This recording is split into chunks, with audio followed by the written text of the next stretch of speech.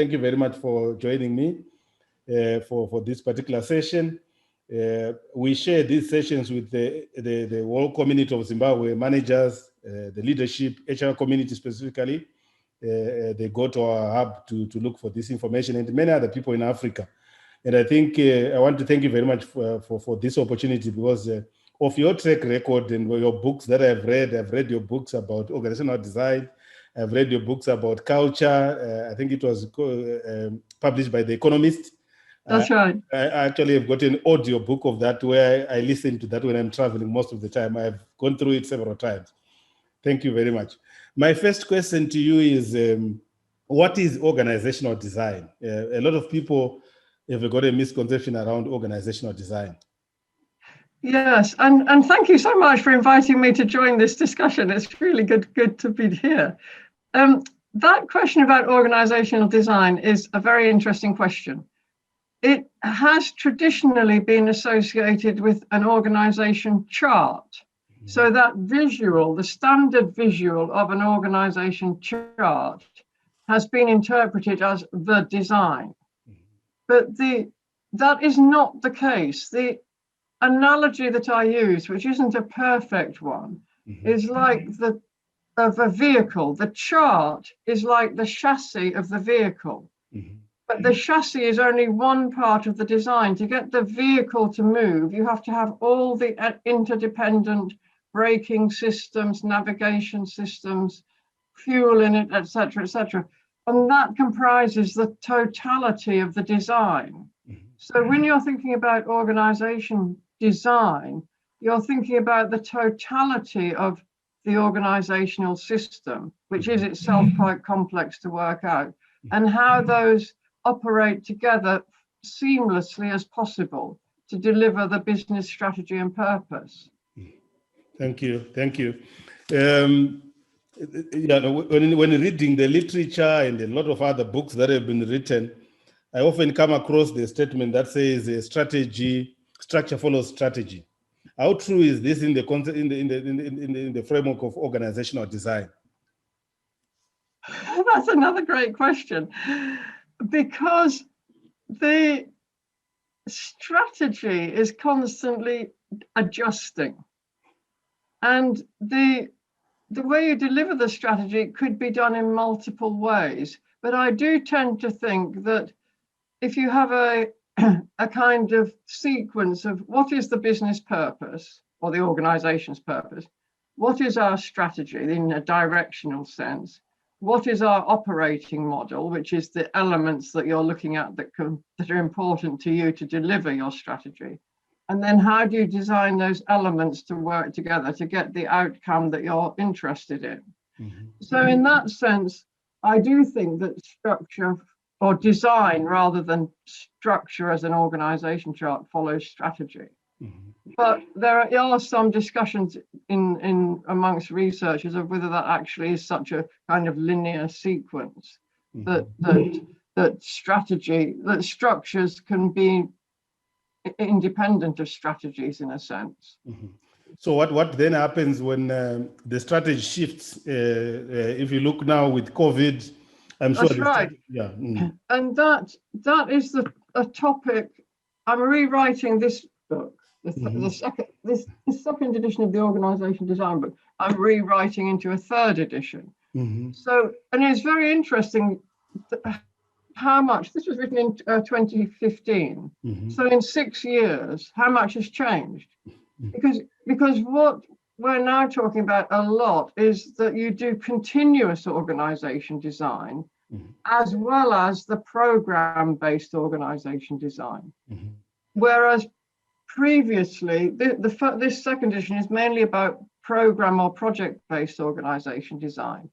So if you imagine a merger situation which has got an end date that says we're going to be merged by the 1st of December, so you've got the program that you can set up to get everything in line for that merger point.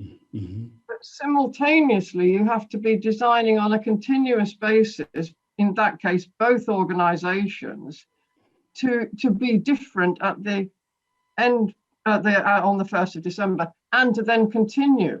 So And in all organizations now, that very swiftly moving strategy requires a continuous organization design process. And most organizations that I've been involved with don't have that in place yet.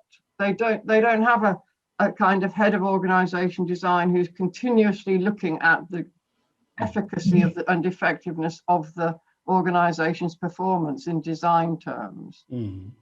They have pockets of designers like enterprise architects or customer experience designers or graphic designers or whatever, but they're not joined up into a unit or a department that is expressly interested in that continuous change in the design. Very interesting. So I've seen quite a number of people benchmarking when they're doing their organizational design, which I am assuming now, having been enlightened, that they're probably focusing on the structure, the organogram, rather than the actual design. They go out and even spend money to go and say, let's go and benchmark ourselves against the two similar organizations. What is your advice in relation to benchmarking the structures? Well, I'm a bit of a radical on this. Yeah. I think benchmarking serves a purpose, but not to copy whatever the benchmark is.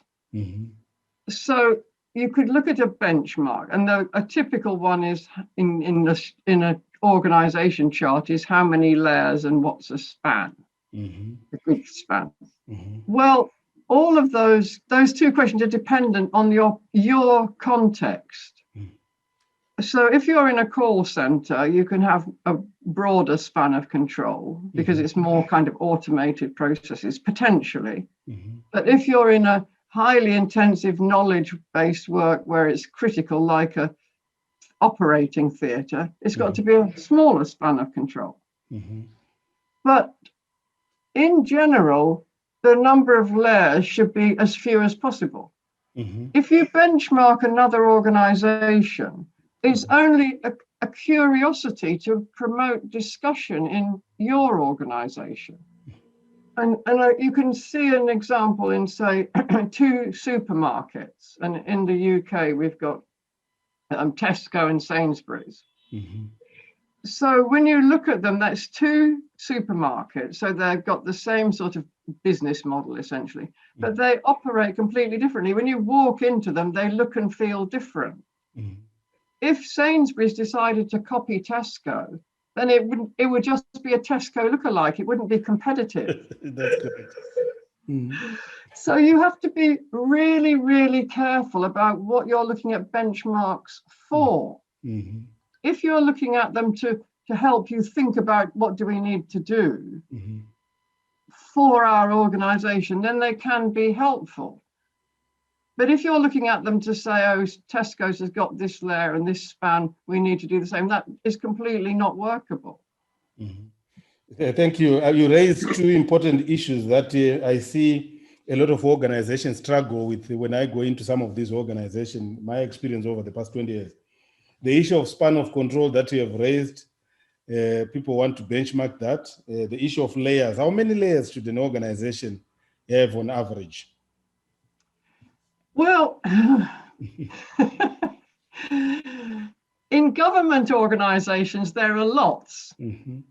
I worked for the US government for a couple of years. They had 21 layers. But in tech startups, they're completely flat. If you think about, I don't know, Valve was the most well-known one. The number of layers depends on how quickly you need to make decisions and what level of risk and control do you want to have. The layers equate to decision-making authorities, irrespective of promotion prospects. You know, if you introduce a layer because you want to have someone more senior make a financial judgment or something like that. So it's a decision thing and a control thing. If you're in an organization, which is happening actually more and more, where you think the people doing the work can decide how to do it best within certain constraints and parameters, then you don't need as many layers because they're doing the decision making. Okay. the issue then is that there isn't a traditional form of career progression, because in a 21 or 7-layer hierarchy, people want to get up to the next rung of the hierarchy. In a flat organization, you have to think of other symbols of expertise or status or whatever to give them that feeling of career progression. But to answer your question more directly, that a kind of common standard is around 7. Okay, thank you. For layers. Yeah, that takes me to one of the questions that I had put down on the number of direct reports to the CEO. I was reading something about Apple, and the people, that article that I read was saying Tim Cook has got about 18 people reporting to him. I think his argument was that these are specialists in their own right, which means they can run with things and consult where necessary. What would you advise in terms of the direct reports to the CEO? Well, I also get that question a lot. And again, it depends on the context and the way you think about what reporting is for. If it's a form of control, then you can't actually control as many people directly. So it would be fewer reports. If it's a form of collaborative decision making, like a deliberative assembly or a democratic process, then there's a process for running those sort of democratic assemblies in a political sense, but it is also organizationally, that provide the means to have many more people at a kind of similar level, with one person facilitating essentially the decisions. So that if you have lots of people, you have to operate in a different way. But there isn't a better or worse. It depends on your context and what you're trying to do, and all potentially linked to your culture and values. If you say, we are a collaborative culture, and then you have really tight control systems and no one can do anything without asking someone else, that's a disconnect, which is very obvious. Yeah, you raised 2 important issues that I have encountered, where you say that it depends with the context. For example, if your structure is really about control, you have fewer people. If your structure is about collaborative and decision making, you can manage as many people as you can, because it's not necessarily that you will make all the decisions on your own. That's right. The key learning point for especially even for the people that are going to listen to this. I see a lot of people struggling with that. Yes, on the more reports, they need to have something that will reinforce collaboration, like in the performance management objectives, because often often I've seen organizations that say we want to be collaborative in their values, but their performance management system is competitive. So a broader span of control is a form of distributed authority. And that distributed authority and decision making has to be reflected in the systems that support it. So you'd have to check whether your performance management systems and the objectives that people were being set, do they reinforce that deliberative, consensual, collaborative method of controlling an organization collectively? Allowing the individuals a certain amount of control of their own sort of piece of the organization. That's very interesting. You also mentioned the issue of culture. What is the significance of culture in organizational design? Well,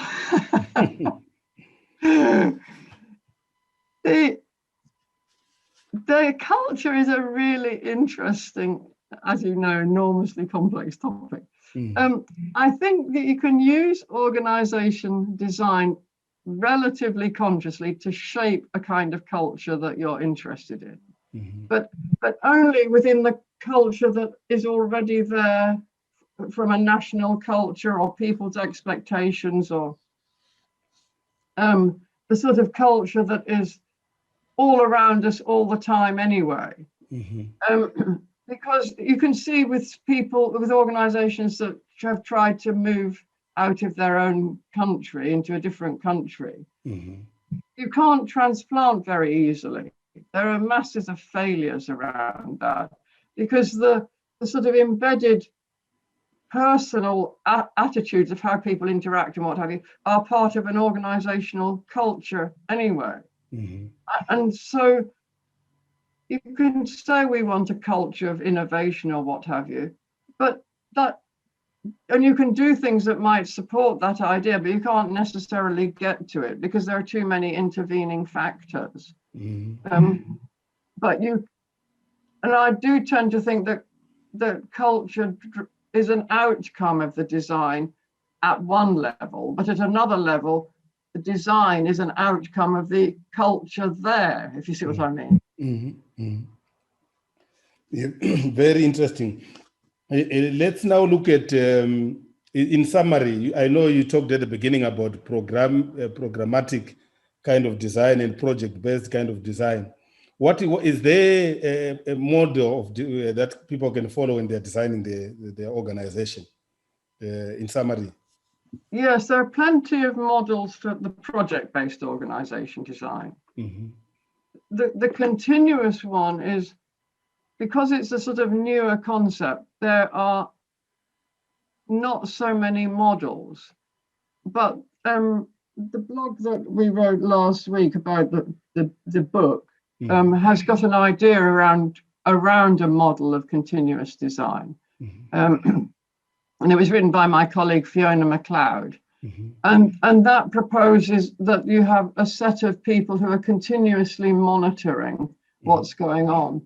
One of the interesting things that is happening now with the amount of data available, quantitative data on customers' journeys, on employee experience and what have you, is if you were able to, and the chapter on continuous design says you must be able to detect signals that are going on from the data patterns, then look at the patterns in those signals. What are you seeing as patterns? So pattern recognition. And then what does that mean for the organization as a three-step process? So you'd be looking at patterns like a very useful one now to look at, which people are exploring, is the COVID-19 has meant a lot of people are working from home. And there are masses of signals around home working, but there are also tensions because there are frontline workers who are not allowed to work from home. So what are the signals around that? What sort of patterns does that show us in terms of how we think about a design for an organization that is potentially a hybrid of home working and face-to-face working? How do we balance not getting to a them and us, home workers versus frontline workers sort of thing, and put the same level of value on both types of working? And then how do we design our processes and systems to manage that hybrid form of working? And that is a current and ongoing discussion, because it takes a very different way of managing, of expectations, of how we think people will do their work. Is face-to-face a form of control with whereas remote working you relinquish control, etc. So you can see in that very small example, we would need to continuously monitor those patterns of how people are using their work time and working hours and their personal preferences to design something that works for your business purpose and strategy. Thank you. One other area that I find in most organizations, I don't know whether this is typical of Africa or you find it across many organizations, that the issue of power and authority that you were talking about seems to be the driving force in designing organizations. How much power can I amass so that I can have control over other people? What has been your experience? Yes, I find all of that very dispiriting, because you're right. But what people, when they're talking about power in organizations, is generally positional power and what can I control as resources. But Gareth Morgan, who wrote Images of Organization, which you may know. I know, yes. Yeah, he identifies 14 sources of power. The interesting thing is, in societies, many societies, we value positional power over expertise, say, or we value positional power over knowledge, of in-depth knowledge. And so, and that potentially is another cultural attribute of what forms of power are valued and have value in a society. And why aren't we investing as much value in other forms of power that could be equally beneficial to society or people? And one form of power which is very interesting in an organizational design sense is the people who have power to influence other people, who may not have positional power, but who are very good at spreading whatever it is they want to spread, the influencers. And you can see that in marketing circles now, because on Instagram you have professional influencers. That's correct, yes. So they're using influence power. And in organizational design terms, we don't look at those alternative forms of power that are playing in organizations, which are very themselves powerful dynamics often. But I think, I mean, that one of the interesting questions about the COVID thing is, will we start to value the frontline workers as much as the knowledge workers? Because it's actually frontline workers like bus drivers or shop assistants or hospital workers who have kept the economies running in this and put their own lives at risk. But they're in the UK, at least, they're the lowest paid. And that is not showing the value of that work in a societal sense. So I think that the issue of power is related to what people and society value. And and it plays out in organizations. Okay, very interesting. I also see there's a lot of talk, especially in occupational psychology, around the self-directed work teams. What has been your experience in terms of organizational design? What is the role of self-directed organizational teams? Yeah, there is a lot of talk about that. And again, I think it depends how what their supporting mechanisms are. If they're truly self-organizing and self-managing, and they have a discrete piece of work to do or a known piece of work, I think they can work very well.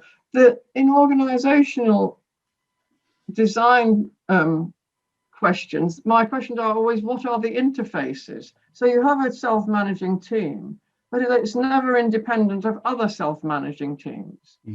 So even at a level of, they share the same platforms that they're operating on.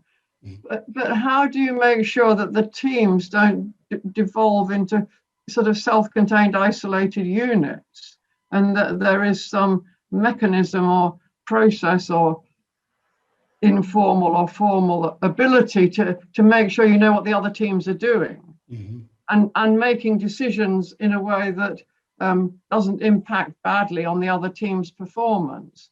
There are some good examples. The Haier, the Chinese company that makes white goods, Haier, is very advanced on self-managing teams. But don't benchmark against Haier. Just look and say how interesting, and sort of take the ideas and think, how would they play out here? Because that Chinese culture is a very, very specific culture. And there's a cooperative in Spain, Mondragon, which is also very well known, which is sort of self-managing. And there's the I've forgotten there's a company in America which is very well known. I've forgotten the name of it at the moment. That has works with canning tomatoes. Morningstar. And that's a lot of self-managing teams. I think self-managing teams work well in situations where the work is suitable for self-management. You need to look carefully at the work. I think it's very good for employees if they get along with each other and don't. That's very important. Yeah, exactly. So that sort of idea of a self-managing team has to actually be a team and not a group of competing individuals. Is again, it relates to your power question. Is important. Yeah, there is this concept that I've been reading, holacracy. What is it? Does it play a part in organizational design? I'm sorry, I missed the question. The concept of people are talking about, is it holacracy? If you look at my question, holacracy. Yeah. Yes. Is it? Are you talking about holacracy? Yes. Yeah. Yes. Holacracy. Yeah. Holacracy is a. It was introduced by Zappos. Well, it's actually introduced by a consulting company. I'm very skeptical about it, but I keep fairly quiet on that. Because when you look at a form of bureaucracy, but sort of on its side, it's very complex to operate. But again, it's the thing. It's similar to a team very excited by a new idea. I've just been reading about a new idea about the octopus organization, and that is quite an interesting idea.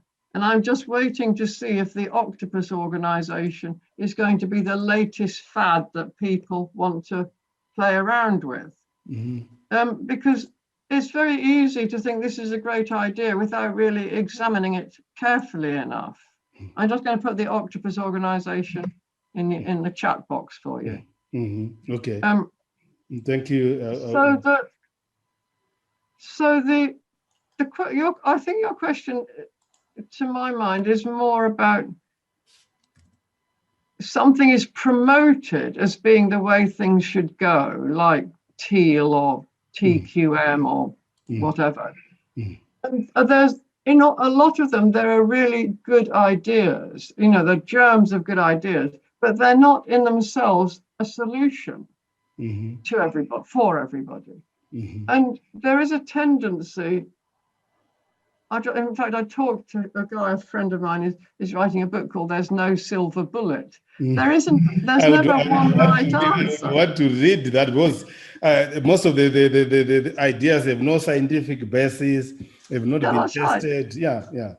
Yeah.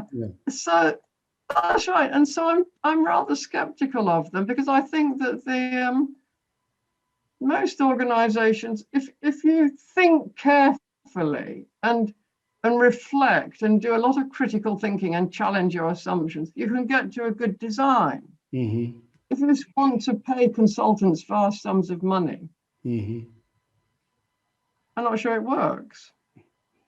Okay, my last question is, what advice would you give to executives probably planning now to relook at their organizational design? What would be the takeaway in terms of your advice to them? Oh, that's a great question. I wish I knew the answer. Well, I think what is very interesting about this particular point is there are a lot of questions that have arisen over the last year about organizations. What are they for? Are they to make money for shareholders? Are they to provide a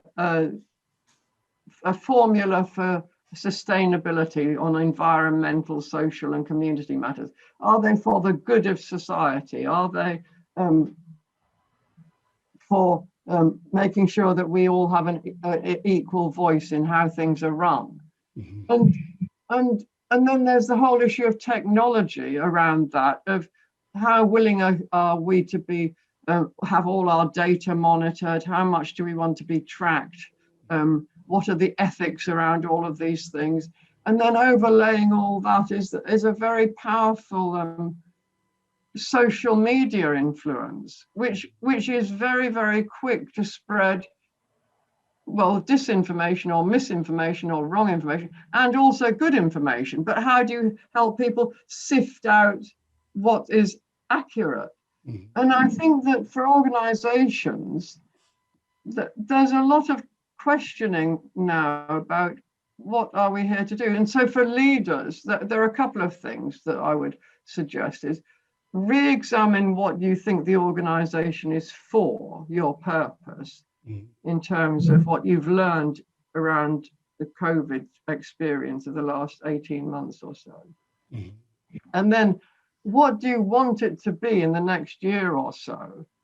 And then what do you need to amplify, to stop doing, to do differently, etc. There's another really useful article, a little PowerPoint that discusses this very question. I'll send you the link to that as well. Thank you very much. Because that makes, so my main point is stop and think, don't rush into things. And, you know, and be very critical of your own thinking if you can, because we all, I'm sure you know, get locked into patterns. Yes. And we make assumptions. And if you have a mixed group of people who can, in a kindly and constructive way, challenge each other's assumptions about what your organization is for and how you want to design it, I think we would make remarkable progress. If we want to revert to as it was, which I think is impossible anyway, but the nearest thing to as it was, then we've missed a huge opportunity, in my view. Thank you very much, Dr. Stanford. This is a wonderful opportunity for me personally, and also for the HR community and the general population of Zimbabwe. Once we have edited this particular session, I will share the link with you. Right. I'll be updating you in terms of views. I'll promote it extensively for the next month. So I will keep in touch with you. Like I said, my desire is for me to bring you here so that we can have a series of workshops around some of our resort areas like Vic Falls, Nyanga. People tend to want to go there. If we go to Vic Falls, we could attract people from Botswana as well. So that's my long-term desire. Once COVID is out of the way, you will hear me calling, and I may ask you questions again as we go. If you have noticed, I follow all your posts on LinkedIn. I like them, I reshare most of them. I will continue to do that, but I think this is a golden opportunity for me personally. I've been following your work. You're an accomplished author and also a consultant in your own right, and this is a privilege for me. I would like to thank you and have a wonderful day today. Well, thank you. It's been a pleasure. I've really enjoyed it. And you've asked such great questions. It's really made me think. Thank you so much. Thank you very much. I'll send you the link. Thanks a lot. Thank you. Talk soon. Bye.